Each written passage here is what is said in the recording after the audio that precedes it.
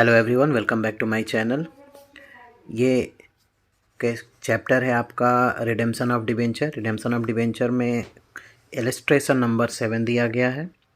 इस क्वेश्चन को मैं सॉल्व नहीं करूँगा क्योंकि ऑलरेडी ये सॉल्व किया गया है, तो इसको मैं केवल एक्सप्लेन कर रहा हूँ। और ये उन बच्चों के लिए है जो जिनका प्रिपरेशन अभी तक उतना नहीं हुआ है या फिर जो प्रिपरेशन नहीं कर पाए हैं, तो वो अपना इलस्ट्रेशन जो भी बुक में दिया गया है उसको भी वो क्वेश्चन को सॉल्व करके जो पैटर्न है उसको वो समझ सकते हैं। क्योंकि एक बार आप पैटर्न समझ जाएंगे तो आप क्वेश्चन कोई भी हो आप उसको सॉल्व कर सकते हैं। तो ये केवल मैं इस क्वेश्चन को एक्सप्लेन कर रहा हूँ। क्वेश्चन देखते हैं। क्वेश्चन है, on 1 April 2014 KK limited invited applications for issuing 5,000 10% debentures of rupees 1,000 each at a discount of 6%। Company ने जो एप्लीकेशन दिया है 5,000 डिबेंचर का, उसमें एक डिबेंचर की जो वैल्यू है वो 1,000 है और इसको डिस्काउंट पे इशू किया गया है। 6% डिस्काउंट पे इशू किया गया है, यानी कि अगर 6% आप 1,000 का करेंगे तो आपका 940 रुपीज़ आएगा, 60 रुपीज़ का डिस्काउंट हो जाएगा। अब इसमें कह रहा है कि this debentures were repayable at the end of 3rd year at a premium of 10%। अगर 14 को ये इशू किया गया है और 3 साल के बाद, यानी कि आपका 15, 16 एंड 17, 15, 16 एंड 17, हाँ, तीसरे साल में कर रहा है 3rd year at a premium of 10%। तो आपका ये जो इशू हुआ है, जो रिडीम हो रहा है वो 2017 31 मार्च को हो रहा है। अब कह रहा है कि application for 6,000 debentures were received and the debentures were allotted on pro rata basis to all the applicants. कह रहा है कि 6,000 डिबेंचर्स अप्लाई किए गए थे क्योंकि ओवर सब्सक्राइब हो गया था। 6,000 अप्लाई हुआ था जबकि इशू 5,000 ही है, तो 1,000 जो है उसको एक्सेस मनी जो भी रिसीव हुआ था उसको कंपनी ने रिफंड कर दिया है, वापस भेज दिया है और 5,000 पे 5,000 पूरा डिबेंचर अलॉट किया गया है। The director decided to transfer the minimum amount to DRR on 31st March 2016। यानी कि आपको पता है कि DRR जो क्रिएट किया जाता है वो 1 साल पहले किया जाता है, यानी कि जिस साल डिबेंचर रिडीम होता है उसकी 1 साल पहले, यानी कि अगर मान लीजिए 2017 में रिडीम हो रहा है eight the end of the year 2017, तो ये DRR जो क्रिएट होगा वो होगा आपका 2016 में क्रिएट होगा। इसलिए लिखा हुआ है यहाँ पे कि DRR में ट्रांसफ़र किया जा रहा है 31 मार्च 2016 को, और जस्ट उसके 1 महीने बाद यानी कि 30 अप्रैल को आपको इन्वेस्टमेंट भी करना होता है। हर साल के 30 अप्रैल को, अगर मान लीजिए अगर डिबेंचर 2017 31 मार्च को हो रहा है तो 1 अप्रैल 2016 को यहाँ पे आपको, और 30 अप्रैल 2016 को आपको DRI क्रिएट करना पड़ेगा, debenture redemption investment. 9% bank fix deposit है जिसका प्रोविज़न इन कंपनी एक्ट में किया गया है। Tax deducted at source, TDS भी कट रहा है इंटरेस्ट पे, 10% है। तो इसका सॉल्यूशन पे हम आते हैं और सॉल्यूशन इसका किया हुआ है। तो सबसे पहले हम देखेंगे इसकी फर्स्ट एंट्री को। तो अगर आप इसकी फर्स्ट एंट्री को देखते हैं, इसकी अगर फर्स्ट एंट्री को आप देखते हैं तो ये हो रहा है 1 अप्रैल 2014 को। तो इसमें एंट्री क्या करेंगे, इसमें एप्लीकेशन के साथ अलॉटमेंट भी कर देंगे, यानी कि एप्लीकेशन करेंगे ही उसके साथ अलॉट भी कर देंगे, क्योंकि यहाँ पे अलग से अलॉटमेंट के लिए कोई वैल्यू नहीं मांगा गया है, ना ही यहाँ पे फर्स्ट कॉल हुआ है ना ही फाइनल कॉल हुआ है। तो क्या एंट्री करेंगे, 1 अप्रैल 2014 के डेट पे। डेट बहुत इंपॉर्टेंट होता है तो डेट को आपको सावधानी के साथ लिखना है, चूँकि ये डेट दिया हुआ है 2014 अप्रैल 1 डेट दिया गया है, इसी डेट पे डिबेंचर को इशू किया गया है। तो 5,000 इशू किया गया है, बस 6,000 के लिए अप्लाई हुआ है, तो फर्स्ट एंट्री आप 6,000 से ही करेंगे। Bank account debit to debenture application and allotment account जो कि किया गया है। यहाँ पे देखेंगे 6,000 इंटू 940 लिखा है, क्यों, डिबेंचर की वैल्यू तो 1,000 है बट ये डिस्काउंट पे इशू किया गया है तो 60 रुपीज़ का डिस्काउंट है, इसलिए 6,000 इंटू 940 आप करेंगे तो टोटल अमाउंट आपका इतना आएगा। दूसरी एंट्री क्या करेंगे, सेम डेट पे करेंगे। अब ये जो डिबेंचर एप्लीकेशन और अलॉटमेंट का जो वैल्यू है उसको आप जो कंडीशन कर रहा है उस कंडीशन के अकॉर्डिंग आप ट्रीटमेंट करेंगे। तो पहले तो आप इतना ही लिख लेंगे, जो यहाँ क्रेडिट में है उतना आप इसको सेकेंड एंट्री में डेबिट में लिख लेंगे। और उसके बाद क्या करेंगे, 2 डिबेंचर, या अभी लॉस को रहने दीजिए, लॉस को हम बाद में देखते हैं, 2 10% डिबेंचर्स अकाउंट। अब 10% डिबेंचर में आप कितने की वैल्यू ट्रांसफ़र करेंगे, जितना कंपनी ने इशू किया है। तो कंपनी ने इशू 5000 ही किया है, तो 5000 इंटू क्या करेंगे यहाँ पे, अब यहाँ पे आपका जो वैल्यू है, यहाँ पे डिबेंचर की जो वैल्यू है वो है टोटल आपका 1000। तो यहाँ पे 5000 इंटू 1000 अगर आप करेंगे तो 50 लाख हो जाएगा, ठीक है। और उसके बाद प्रीमियम जो है वो ये प्रीमियम कहाँ से आया है इसके बारे में हम बाद में बात करेंगे। पहले आप टू बैंक देख लीजिए, तो टू बैंक में क्या लिखेंगे, जितना कंपनी ने रिफ़ंड किया है, वापस भेजा है।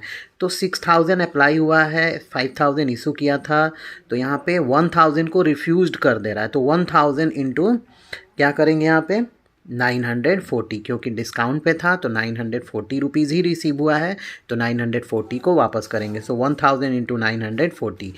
तो मैं एक काम करता हूँ, मैं यहाँ पे बैलेंस को लिख देता हूँ। लिखा नहीं है, मैं यहाँ पे इसको लिख दे रहा हूँ। तो चूँकि यहाँ पे क्या था क्वेश्चन में,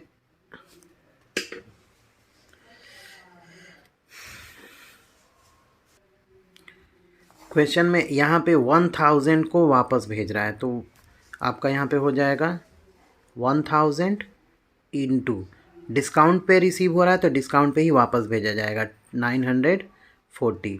सो 1000 इंटू 940 करेंगे तो यहाँ पे हो जाएगा 9,40,000। अब यहाँ पे जो डिबेंचर अकाउंट में ट्रांसफ़र हो रहा है वो हो रहा है 5000 इशू किया गया था ना, तो 5000 इंटू 1000 ये हो जाएगा आपका 50 लाख। अब हम बात करते हैं loss on issue of debenture और premium on redemption of debenture. अब यहाँ पे प्रीमियम कहाँ से आएगा, क्वेश्चन में तो प्रीमियम केवल रिडेम्पशन के लिए कह रहा है। क्योंकि प्रीमियम जो होता है ना, premium on redemption of debenture, ये एक प्रकार का आपका प्रोविज़न टाइप का होता है। इन फ्यूचर जब आप रिडीम करेंगे डिबेंचर को तो प्रीमियम पे करेंगे, ठीक है ना। तो ये एक प्रकार का लॉस हो जाएगा कंपनी के लिए, क्योंकि जब रिडीम करेंगे तो ज़्यादा देना पड़ेगा, तो कंपनी पहले से ही इसके लिए एक प्रोविज़न कर लेगी। तो इसलिए आप इशू की जो एंट्री होती है उसके साथ ही इस प्रीमियम को भी एडजस्ट करते हैं। तो इस प्रीमियम को रिडेम्पशन करते समय डेबिट किया जाता है और यहाँ पे क्रेडिट करते हैं, क्योंकि ये लॉस है। इस लॉस को हम कहाँ पे ट्रांसफ़र करेंगे, इसको क्रेडिट करके और इस लॉस को ट्रांसफ़र कर देंगे। एक कॉमन अकाउंट होता है जिसमें सारे लॉस को ट्रांसफ़र करते हैं, वो होता है loss on issue of debenture account. So ये 8 लाख में आपका ये 5 लाख भी शामिल है और जो आपका 60 रुपीज़ का डिस्काउंट था वो भी शामिल है, यानी कि 5000 इंटू 60, तो ये 3 लाख हो जाएगा, प्लस 5 लाख ये premium on redemption of debenture ये। तो 5 लाख प्लस ये 5000 पर जो 60 रुपीज़ है 3 लाख, 8 लाख का आपको लॉस कंपनी को हो रहा है, ओवरऑल लॉस हो रहा है। तो लॉस कंपनी कहाँ ट्रांसफ़र करेगी, loss on issue of debenture 8 lakh यहाँ पे ट्रांसफ़र कर देगी। तो ये प्रीमियम को यहाँ पे हम लिख दिए हैं क्रेडिट में, ये बैंक हो गया। तो ये एंट्री आई होप कि क्लियर हो गया होगा। अब उसके बाद क्या करेंगे, ये तो आपका 1 अप्रैल के डेट का है। इसके बाद आपको करना क्या है, अब आपको एंट्री करना है रिडेम्पशन का। तो रिडेम्पशन करना है 31 मार्च 2017 पर। उससे 1 साल पहले आपको DRR क्रिएट करना है। तो DRR क्रिएट कब होगा, 2016 के डेट पे मार्च 31। एंट्री क्या होता है DRR क्रिएट करने के लिए, statement of profit and loss account debit to DRR account होता है, या फिर डिबेंचर रिडेम्पशन रिजर्व अकाउंट। तो ये DRR हम क्रिएट करते हैं जितना भी डिबेंचर रिडीम हो रहा है ना उसका 10%। देखिए ये 25% लिखा हुआ है, ये पुरानी बुक है इसलिए 25% लिखा हुआ है, ये 10% हो गया है अब, ठीक है ना। नए रूल में इसको 10% कर दिया गया है। तो 50 लाख का 10%, जितना डिबेंचर आउटस्टैंडिंग है 50 लाख रिडीम कर रहे हैं, तो 50 लाख का 10% यहाँ पे कितना हो जाएगा आपका 5 लाख रुपीज़ हो जाएगा। यहाँ 12,50,000 है, तो नए प्रोविज़न में ये गलत है, ठीक है। यहाँ पे आपका हो जाएगा 5 लाख और यहाँ पे भी आपका हो जाएगा 5 लाख। क्लियर है ये नई बुक में। पुराने अगर आप पुरानी वीडियो देखते हैं तो यहाँ पे आपको प्रॉब्लम हो सकती है, क्योंकि पुरानी वीडियो में जो भी टीचर पढ़ाया होगा यूट्यूब पे वो 25% लेकर के ही पढ़ाया गया होगा। तो आप ज़्यादा पुरानी वीडियो ना देखें, रिडेम्पशन ऑफ डिबेंचर चैप्टर का नई वीडियो आप देखें तो उसमें 10% बताया गया है। अब क्या करेंगे, क्योंकि हम नए प्रोविज़न में 30 अप्रैल को हम क्या करेंगे, इसको किया जाता है इन्वेस्टमेंट, बट इस क्वेश्चन में नई बुक में आप देख लेंगे कि कब का दिया है। अगर 30 अप्रैल को लिखा होगा तो 30 अप्रैल को ही इन्वेस्टमेंट करेंगे। नए प्रोविज़न अगर कुछ नहीं लिखा है, कोई डेट मेंशन नहीं है, तो हम 30 अप्रैल को, यानी कि जिस समय आप DRR क्रिएट करेंगे ना, उसके 1 महीने के बाद आप eight the end of the next month आप DRI करेंगे, यानी कि डिवेंचर रिडेम्पशन इन्वेस्टमेंट।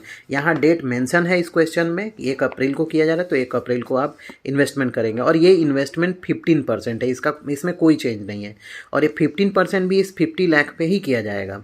तो 15% ऑफ 50 लाख 7,50,000, यानी कि इन्वेस्टमेंट किया गया है 7,50,000 रुपये का। अब स्टार्ट होगा यहाँ से रिडेम्पशन का केस। रिडेम्पशन 31 मार्च 2017 के डेट पे हो रहा है। तो आप रिडेम्पशन की एंट्री स्टार्ट करेंगे। उससे पहले आप क्या करेंगे, जो भी इन्वेस्टमेंट 1 साल पहले यानी कि 1 अप्रैल को किया गया है उसको पहले आप विड्रॉ करेंगे। इन्वेस्टमेंट को जब विड्रॉ करेंगे तो ये जो DRI डेबिट में लिखा है ना, उसको क्रेडिट में भेज देंगे, और ये जो बैंक क्रेडिट में लिखा है ना, उसको डेबिट में कर देंगे, यानी कि बैंक डेबिट हो जाएगा टू DRI अकाउंट। तो DRI में पहले जितना है उसको ट्रांसफ़र कर लीजिए 7,50,000। इंटरेस्ट रिसीव हो रहा है, क्वेश्चन में इंटरेस्ट मेंशन है और इसका आपको ट्रीटमेंट करना है। तो इंटरेस्ट जो है वो आपका 9% है, ठीक है। तो अगर आप 9% इसका आप करते हैं, 9% करेंगे 7,50,000 का, तो आपका आएगा 67,500। तो ये दोनों आपको ऐड करना है, और आप डायरेक्ट बैंक में ट्रांसफ़र नहीं करेंगे, क्योंकि जो इंटरेस्ट रिसीव्ड है वो आप इस पर TDS कटेगा, ठीक है ना। टैक्सेबल होता है, TDS कटेगा, तो TDS डिपॉजिटेड या फिर TDS पेबल भी लिख सकते हैं, डेबिट 10%, क्वेश्चन में दिया है 10% ऑफ दिस 67,500, तो आप लिखेंगे डेबिट में 6,750, और इस TDS के बैलेंस को इस इंटरेस्ट में से माइनस करके जितना बचेगा उसको इस 7,50,000 में ऐड करके यहाँ लिख देंगे 8,10,750। या फिर एक और काम कर सकते हैं, इन दोनों क्रेडिट वाले को जोड़ करके, दोनों क्रेडिट को जोड़ करके इस 6,750 में से माइनस करेंगे तो इतना बैलेंस आपका आ जाएगा 8,10,750। अब उसके बाद क्या करेंगे, ये इन्वेस्टमेंट को आपने विड्रॉ कर लिया, अब एंट्री करेंगे यहाँ पे रिडेम्पशन का। तो रिडेम्पशन की एंट्री क्या करेंगे, जब भी डिबेंचर रिडीम होगा तो डिबेंचर डेबिट हो जाएगा। जब भी डिबेंचर इशू करते हैं तो डिबेंचर को क्रेडिट लिखते हैं। अब यहाँ पे रिडीम हो रहा है तो डिबेंचर डेबिट हो जाएगा। तो 10% डिबेंचर था, तो 10% डिबेंचर अकाउंट डेबिट। कितना डिबेंचर था, तो 50 लाख था। अब ये प्रीमियम पे कर रहे हैं ना, 10% प्रीमियम था, तो 5 लाख ज़्यादा हम दे रहे हैं, तो ये लॉस है। चूँकि प्रीमियम हम डेबिट में क्रेडिट में लिखते हैं नॉर्मली इशू करते समय, बट हम रिडीम कर रहे हैं यानी कि भुगतान कर रहे हैं, तो जब पेमेंट करेंगे ना तो 5 लाख ज़्यादा देंगे, तो डेबिट में लिखेंगे क्योंकि लॉस है। 55 लाख आपको डिबेंचर होल्डर में ट्रांसफ़र करना है। Next, debenture holders to bank कर देंगे, यानी कि डिबेंचर होल्डर्स को पेड कर देंगे 55 लाख रुपीज़। उसके बाद क्या करेंगे, जो DRR को अमाउंट है, DRR को जो अमाउंट है उसको हम जनरल रिजर्व में ट्रांसफ़र कर देंगे। तो DRR आप देख सकते हैं यहाँ 5 लाख हमने क्रिएट किया था, इस 5 लाख को हम जनरल रिजर्व में यहाँ पे ट्रांसफ़र कर देंगे। एक और एंट्री करेंगे, क्योंकि इंटरेस्ट भी रिसीव हुआ है तो इंटरेस्ट इनकम होता है, तो इंटरेस्ट को हम प्रॉफिट एंड लॉस अकाउंट में ट्रांसफ़र कर देंगे। तो एंट्री क्या होगा, interest received account debit to statement of profit and loss account. Total कितना ट्रांसफ़र होगा, 67,500। तो ये क्वेश्चन का एक्सप्लेनेशन यहाँ पे हो गया। आई होप कि एक्सप्लेनेशन आप लोगों को समझ में आया होगा। और भी किसी प्रकार का कोई प्रॉब्लम हो तो आप कमेंट बॉक्स में कमेंट करके पूछ सकते हैं।